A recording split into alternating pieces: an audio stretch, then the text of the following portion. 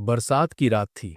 आसमान में काले बादल ऐसे छाए थे जैसे किसी गरीब की जिंदगी पर चिंता छाई रहती है।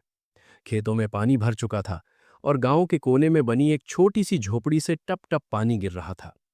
उसी झोपड़ी में रहता था रघु, एक गरीब किसान, जिसकी पूरी दुनिया उसकी 3 बीघा जमीन और उसकी पत्नी सुमन थी।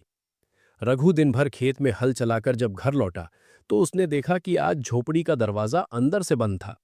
आमतौर पर सुमन उसे आते ही देख लेती थी और चूल्हे के पास से ही आवाज लगा देती थी, लेकिन आज अजीब सी खामोशी थी। रघु ने हल नीचे रखा और धीरे से बोला, सुमन। कोई जवाब नहीं आया। रघु थका हुआ था।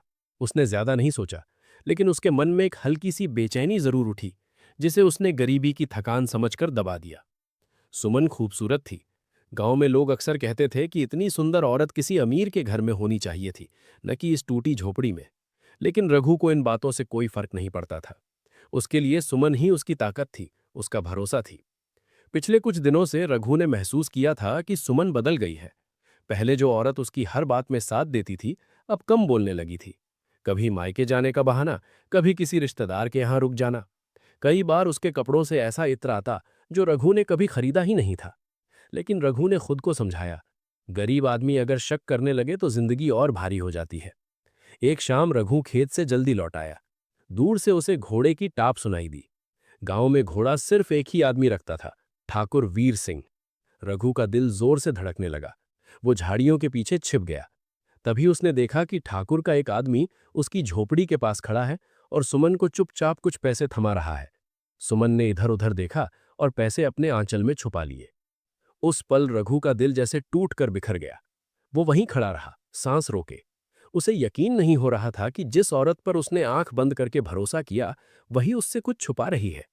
रात को रघु ने हिम्मत करके पूछा, सुमन, आज ये पैसे कहां से आए? सुमन एक पल के लिए घबरा गई, फिर बोली, मायके से भेजे हैं। रघु चुप हो गया। झूठ वो साफ देख रहा था, लेकिन गरीब आदमी के पास सवालों से ज्यादा खामोशी होती है। उस रात रघु सो नहीं पाया। अगली सुबह वो ठाकुर की हवेली के पास गया। वहां उसने जो सुना, उसने उसके पैरों तले जमीन खिसका दी। ठाकुर अपने आदमियों से कह रहा था, उस गरीब की जमीन चाहिए। उसकी बीवी को समझा दिया है, वो हमारा काम कर रही है। अब सब साफ हो चुका था। सुमन ने पैसे के लालच में, सुख के सपने में रघु की जमीन और भरोसा दोनों दांव पर लगा दिए थे। लेकिन रघु ने गुस्से में कोई कदम नहीं उठाया। वो जानता था कि ताकत से वो ठाकुर को नहीं हरा सकता। उसने दिमाग से लड़ने का फैसला किया।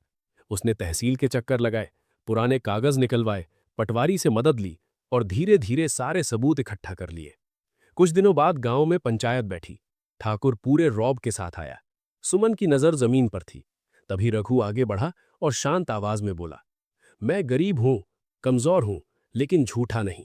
मेरी जमीन हथियाने के लिए मेरी ही बीवी को मोहरा बनाया गया।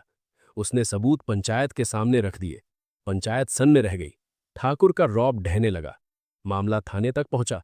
ठाकुर पर केस हुआ और रघु की जमीन बच गई।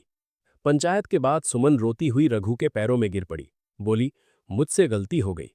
रघु ने बस इतना कहा, गरीबी सह ली जाती है, लेकिन धोखा नहीं। उसने सुमन को उसके मायके छोड़ दिया। वक्त बीत गया। सरकारी मदद से रघु के खेत फिर हरे हो गए। मेहनत ने उसका साथ दिया। और सुमन, वो गांव छोड़कर चली गई, क्योंकि बेवफाई का बोझ हर जगह पीछा करता है। इस कहानी का अंत एक सबक छोड़ जाता है। गरीबी इंसान को तोड़ सकती है, लेकिन चरित्र गिरा दे ऐसा जरूरी नहीं। और जो भरोसा तोड़ता है, उसे एक दिन अपने किए का सामना जरूर करना पड़ता है।